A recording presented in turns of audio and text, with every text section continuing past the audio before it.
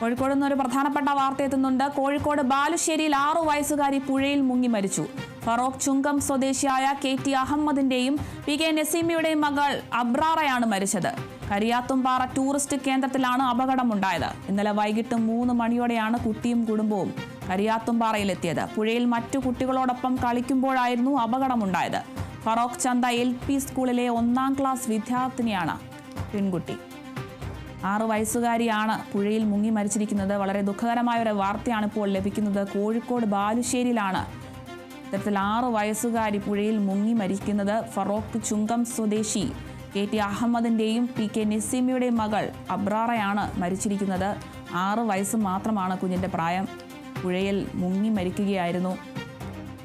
Kariyathumpara tourist കേന്ദ്രത്തിൽ വെച്ചാണ് ഇത്തരത്തിലൊരു അപകടമുണ്ടായത്.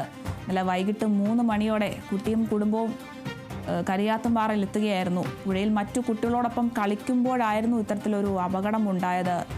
കഴിഞ്ഞ ദിവസങ്ങളിലൊക്കെയായും ഇതുപോലെ ഇതേ പ്രായമുള്ള കുട്ടികളൊക്കെ പുഴയിൽ മുങ്ങി മരിക്കുന്ന ഒരു സാഹചര്യമൊക്കെ ഉണ്ടായിരുന്നു. ഇപ്പോൾ വീണ്ടും കോഴിക്കോടും ഇത്തരത്തിൽ 6 വയസ്സുകാരി പുഴയിൽ മുങ്ങി മരിക്കുന്നു എന്നൊരു വാർത്ത കൂടിയാണ് എത്തുന്നത്. പുഴയിൽ മറ്റു കുട്ടികളോടൊപ്പം കളിക്കുമ്പോഴായിരുന്നു ഇത്തരത്തിലൊരു അപകടമുണ്ടായത്. ഫറോക്ക് ചന്ത LP സ്കൂളിലെ 1ാം ക്ലാസ് വിദ്യാർത്ഥിനിയാണ് 6 വയസ്സുകാരിയായ അബ്രാറ.